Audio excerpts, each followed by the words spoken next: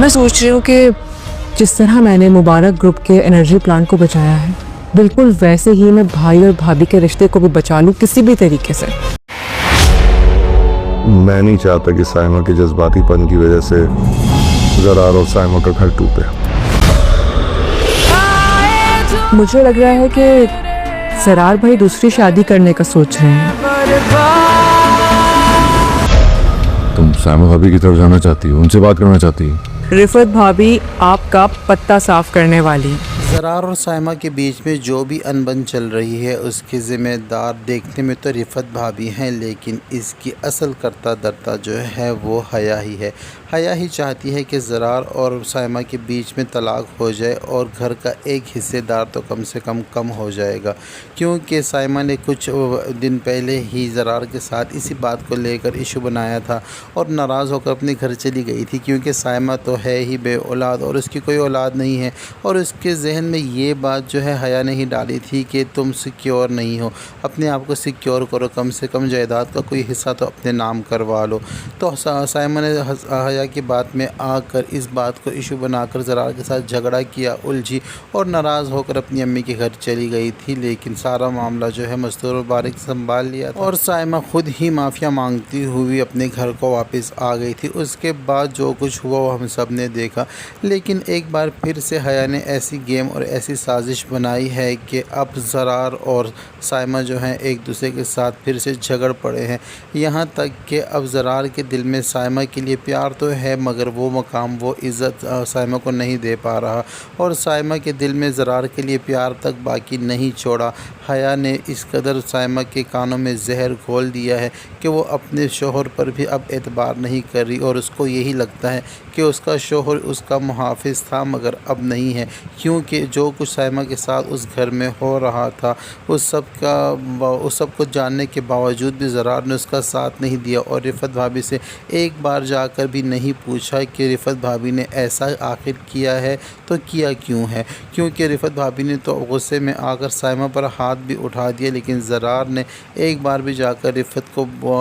मलामत करने की कोशिश भी नहीं की। बस वो इसी मान में रह गया है कि अम्मी जान उसको बड़ा बनाकर गई हैं तो वो बड़ी हैं। लेकिन जब बात हद से बिगड़ गई, हद से बढ़ गई, तो ज़रार ने जाकर रिफत भाभी से कम इतना तो कहा, और जब उलझने की कोशिश की तो आफाक बीच में कूद पड़ा और आफाक ने ज़रार पर हाथ उठाने की कोशिश की। तो फिर ज़रार खामोश हो गई कि अपने भाई के साथ क्या लड़ूंगा, लेकिन ज़रार की खामोशी ने ज़रार को ही नुकसान पहुंचा दिया है। यहाँ तक कि अब ज़रार का घर टूटने वाला है, बल्कि टूट चुका, क्योंकि हया ने जो जहर घोल दिया है साइमा के कानों में और अब वही काम वो ज़रार के साथ भी कर रही है। दोनों को ऊपर से ये कहती है कि ज़रार से कहती है कि मैं आपकी बहन हूँ और मुझे अपनी बहन समझ के अपने दिल की बात आप मेरे साथ कर सकते हैं, और साइमा को कहती है कि मैं तुम्हारी दोस्त हूँ, अपनी दोस्त समझकर अपने दिल की बात मुझसे कर सकती हो। लेकिन दोनों तरफ की बात सुनती है और दोनों को मशवरे जो है उल्टे देती है, और वो नहीं चाहती कि ये दोनों फिर से आपस में मिल बैठें और इनका घर बस जाए। और वहाँ पर जो है हया ना सिर्फ साइमा बल्कि रिफत के भी पूरी तरह से रिफत की भी ख़बर ले रही है और रिफत के साथ भी मिली हुई है, लेकिन उसको भी उल्टे मशवरे दे रही है ताकि रिफत की भी बदनामी हो और ऐसी बदनामी हो कि बाद में वो अपनी बदनामी को समेट ना सके और संभाल ना सके। साइमा को तो घर से इस तरह चलता कर दिया है उसने अपनी बातों में बहला फुसला कर, और जो है रिफत उसको इस तरह बदनाम कर रही है साइमा के केस में, क्योंकि जब साइमा घर छोड़कर चली जाएगी तो रिफत की ही बदनामी होगी। या साइमा की अगर तलाक हो जाती है तो इसकी भी ज़िम्मेदार जो है ज़ाहिरी तौर पर तो रिफत ही है। जब अम्मी जान घर पे वापस आएंगी तो उनको सब मामले का पता चलेगा, तो ज़ाहिरी बात है साइमा घर पर मौजूद नहीं होगी। और रिफत ने इतना बड़ा मसला खड़ा कर दिया है कि मस्तूर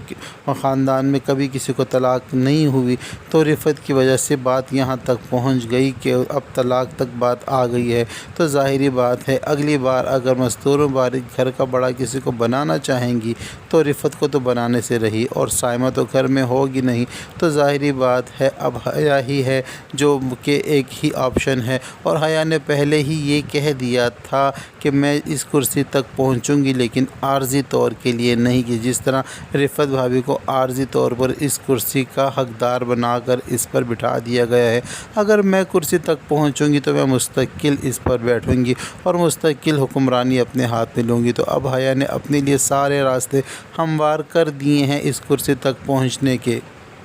لیکن اقتدار کے نشے میں پاگل ہو گئی ہے حیا، اور اس کی آنکھوں پر پٹی بندھی ہوئی ہے، اور اس کو اتنی بھی سمجھ نہیں آ رہی کہ وہ کسی کا گھر اجاڑنے پر تلی ہوئی ہے اور کسی کا گھر خراب کر رہی ہے اور کسی کی زندگی میں آگ لگائی ہوئی ہے حیا نے۔ لیکن حیا کو اس وقت صرف اس اقتدار کا نشہ ہے اور اس اقتدار کا کریز اس کے سر پر سوار ہے۔ وہ چاہتی ہے کہ میں بھی مستور مبارک کی طرح اس کرسی پر بیٹھوں اور تمام گھر کے حالات کے ساتھ ساتھ کاروبار پر بھی میری حکومت ہو، کیونکہ گھر والوں کے دلوں پر تو حیا نے چکنی چپڑی چالیں چل کر اور چار پلوسیاں کر کے گھر والوں کے دلوں پر تو اپنی چھاپ بٹھا دی ہے، مگر وہ اب چاہتی ہے کہ اسی چار پلوسیوں کے ذریعے سے وہ مستور مبارک کی کرسی تک بھی پہنچ جائے اور اس گھر کی ساری باغ ڈور بلکہ کاروبار کی ساری باغ ڈور اپنے ہاتھ میں لے لے، اور ساتھ ہی ساتھ وہ آدم چچا کا بھی پتہ کاٹنا چاہتی ہے، کیونکہ حیا کو یہ بات ہرگز پسند نہیں ہے کہ کاروبار میں محنت کرے روحام اور اس کا آدھا حصہ لے کر جائیں آدم چچا کو۔ تو ایک بار یہ بات سنا بھی چکی ہیں اور یہ بات آدم چچا نے نوٹس بھی کی اور اس بات کا لے کر برا بھی منایا، یہاں تک کہ آفاق سے بھی اس بارے میں بات کی اور ڈسکس کیا، لیکن آفاق نے جب روحام سے اس بات کا ذکر کیا تو روحام نے کہا کہ اس میں غلط ہی کیا ہے، حیا نے تو یہی کہا ہے اور یہ حقیقت ہے کہ کام ہم سب مل کر کرتے ہیں اور آدھا حصہ آدم چچا لے کر جاتے ہیں۔ حیا اب آگے چل کر کچھ ایسا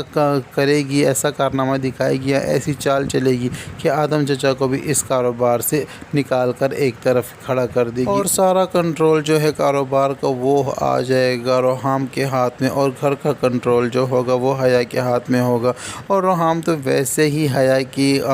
ہاتھ کی کٹ پتلی ہے، حیا جو چاہتی ہے روحام سے وہ کرواتی ہے، تو اسی لیے حیا کی پلاننگ ایسی ہے کہ حیا چاہتی ہے کہ پوری جائیداد اور مال اور جائیدادیں اور دولت اور کاروبار سب پر حیا کا ہی راج ہو۔ اور حیا نے رفت کے ساتھ ایسا کام کیا ہے کہ امی جان نے اگر واپس آ گئی زندہ بچ کر، کیونکہ مجھے لگتا ہے کہ امی جان کو کسی حادثے کا شکار بنا کر اس ڈرامے سے نکال دیا جائے گا، ان کا انتقال ہو جائے گا، اگر وہ بچ کر آ گئی تو ان کا پہلا کام یہ ہوگا کہ وہ آ کر رفت سے ساری پوچھ جان بین کریں اور اس سے ان باتوں کا حساب مانگیں اور رفت کے کی ہوئی غلطیوں کی سزا رفت کو مل جائے۔ تو یہ سب کچھ ہونے جا رہا ہے ڈرامہ سیریل حیا کے آنے والے ایپیسوڈز میں۔ تو آپ کو کیا لگتا ہے کہ حیا اپنے منصوبوں میں کس حد تک کامیاب ہو گئی ہے اور کتنے منصوبے اور کتنی کامیابی ابھی تک باقی ہے؟ اپنی رائے کا اظہار کمنٹ سیکشن میں ضرور کیا کریں، کیونکہ ہمیں شدت سے آپ کے کمنٹس کا انتظار رہتا ہے۔ ویڈیو پسند آئے تو ویڈیو کو لائک اور چینل کو سبسکرائب کرنا ہرگز نہ بھولیں، اور ساتھ ہی ساتھ